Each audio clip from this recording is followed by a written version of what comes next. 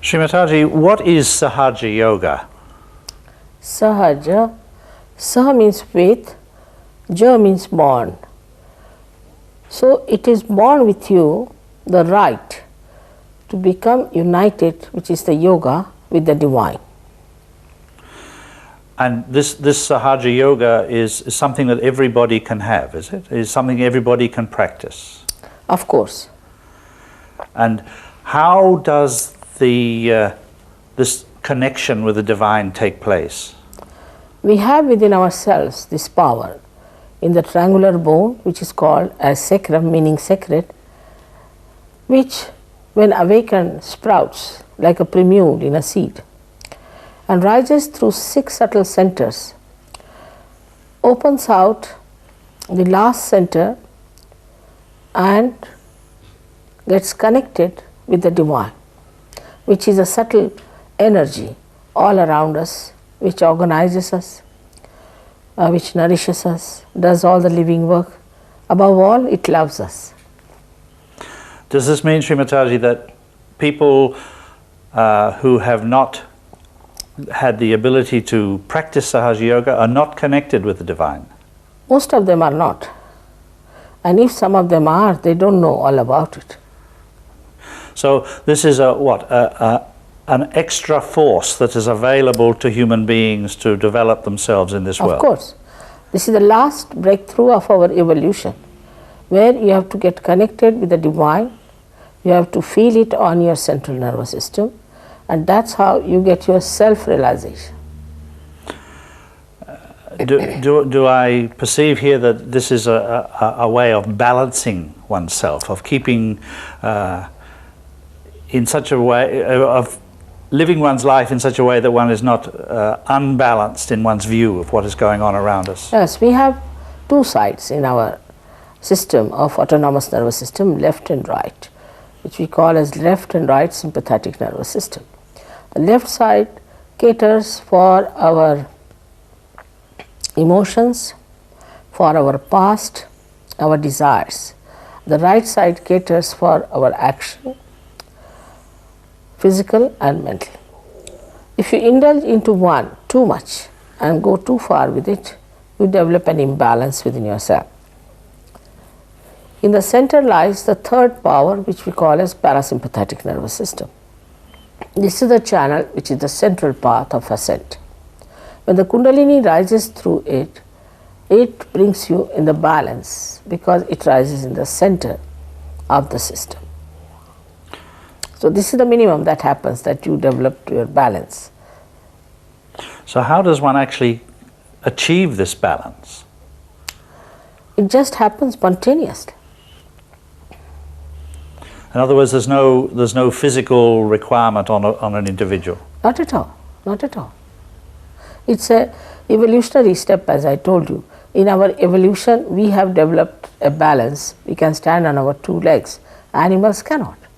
In the same way, you develop this special balance between your emotions and your actions in a very proper way. You speak as though this is some sort of evolutionary step.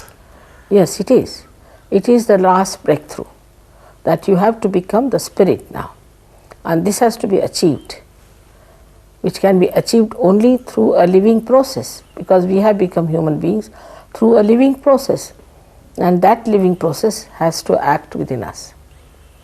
This sounds as though it is rather a significant time then in the history of humanity. Very much. In the history of humanity, in the history of evolution, in the history of spirituality is the most important time, because here where you will get whatever has been promised to you so far.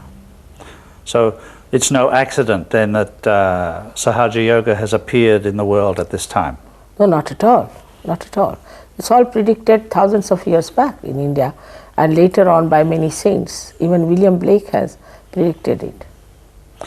Now, Shri Mataji, you went to Russia last year, and I believe the reception you got was most surprising. Yes.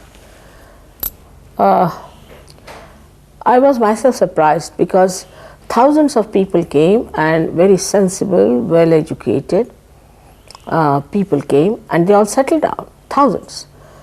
I didn't know how to cope with that number because there were so many. And even the members of the Supreme Council, the government, they came in. That I could only say that in the so-called free societies, we waste too much time experimenting with our freedom and indulge too much into the politics, which is a waste thing, I think, then economics, all these things. While the people there didn't have any such chances. So they put their energies to something that was higher than that. They diverted it. And they were very knowledgeable. They knew a lot about seeking, they knew a lot about Kundalini, and as if they were just waiting for me. It was very remarkable. Mr. Gorbachev has said the Russians require a mental revolution. Do you see the acceptance of Sahaja Yoga as part of this revolution? Of course. He himself is a saint, and what he is meaning by mental, that they should now understand that they have to develop that balance between communism and democracy. Our democracies are imbalanced. They are one-sided. They have not the other side of collectivity. But communism has collectivity. It is power-oriented. Our democracies are money-oriented. What he is meaning is the maturity of our wisdom. So, referring back to what we were talking about earlier, is it okay?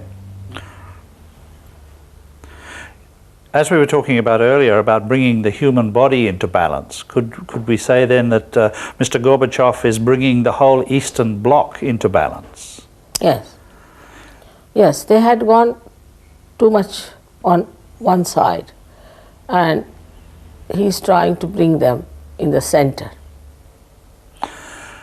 You mentioned that you went to an Eastern Bloc conference last year, and I believe you gave many influential people realization. Is it true that you believe that this was instrumental in helping the overthrow of oppressive communism? It was a yoga seminar, and I expected all of them to be there. And surprisingly, I talked to them hardly for 30 to 35 minutes, and then I gave them realization, and all of them got it. They were representative from all these Eastern Bloc countries. When they got it, they were so surprised at it that they walked out with me out of the hall, and nobody was left in the hall to listen to other people. They gave me their addresses, and they said, we want this only in our country, and they wanted to start centers, and I'm told they have already started centers. The all-pervading power requires a medium to trigger something. And when these people were created as realized souls, as they got connected with this all-pervading power, I think they triggered it. They had that confidence in them, that courage in them. Because once you are realized, you become very courageous and you want to establish truth at any cost. Shri Mataji, the West, shall we call it the Western nations, have had Sahaja Yoga available to them to investigate, to see for themselves how it worked for 20 years. And yet it has been very slow to grow. Why has it happened this way, do you think? Here people have so many diverse ideas about things. They are very self-opinionated also about things. And the so-called man-made religions all over have also conditioned them too much. They have other conditionings of different norms that they have as far as the social life is concerned, and the physical appearances, rather on a very superficial level. So the people have not grown, I think, so much deeper. Of course, I must say there are so many seekers in the West, so many seekers. And they were lost because as soon as people knew that there's a market for them, the false gurus jumped out and they started preaching about false things just to earn money. They were all money oriented people. Now there's another psychology with the Western mind that you must buy everything. If something is not for sale, then it is useless. And this psychology has really deterred them to come to Sahaja Yoga very much, because this is a living process and you cannot pay for it. And they couldn't bear it. I mean, actually, I must say, one of the very important television gentlemen told me off that Anglo-Saxon brain cannot accept anything which cannot be sold. And I didn't know what to tell him. I just said, who has made this brain? If God has made, then why is it so? So you have an expectation, really, that this thing called Sahaja Yoga will change the world. Of course. It changes human beings and they manifest the change outside. And we create a new race. That's what they're talking about. If you go, they talk of new age, of a new race. But I don't know what is their imagination about it. They talk about all these things, Aquarius, and Aquarius is the Kundalini. She's placed in the Aquarius. And they talk about Aquarius age, all kinds of things. They're talking, writing, thinking about it. But when it comes to actualization, I think they think I am very too simple for them, not complicated. And Sahaja Yoga is too simple. It should be very complicated. And all their own ideas about seeking, that they must suffer, they must go to Himalayas, they must starve themselves, and then only they can get realization. Shri Mataji, is the evolution of the planet closely related to the evolution of humanity? Of course, it is very much related. And the planet, our planet is moving in a spiral way. All the planets are moving in a spiral way, and they are creating all possible things for the use of human beings so that they can save time.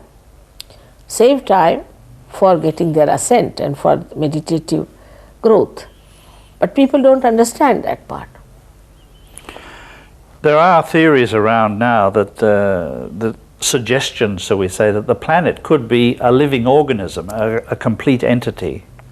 Of course it is.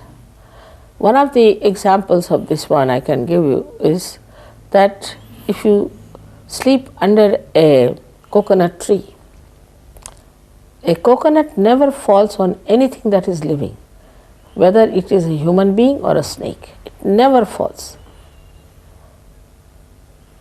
That is so, is it? All around the world, coconuts never fall on living creatures. Yes. So they understand.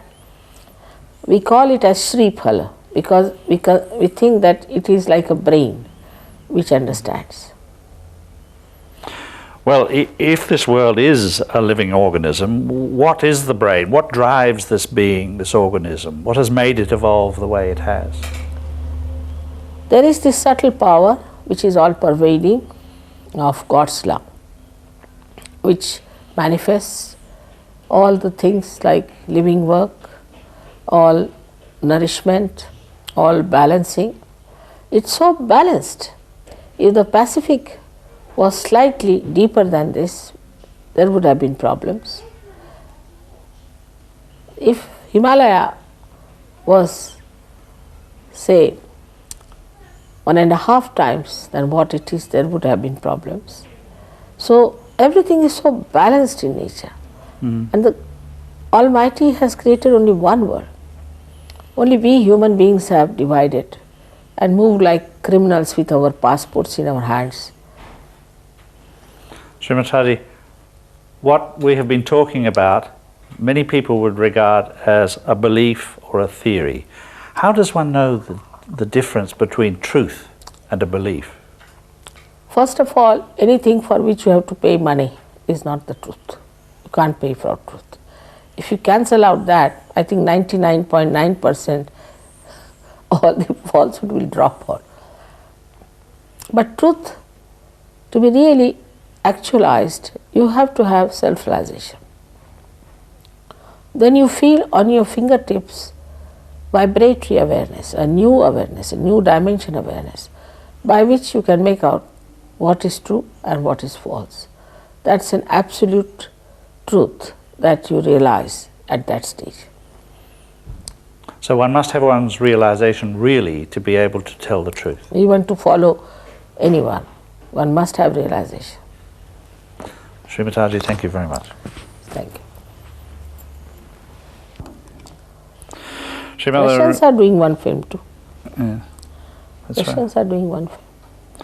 Shri Mother, I was reading an article just now where you were talking about inner peace and outer peace. This seems to be something that attracts the attention of people in this present stressful age. By realization, what happens?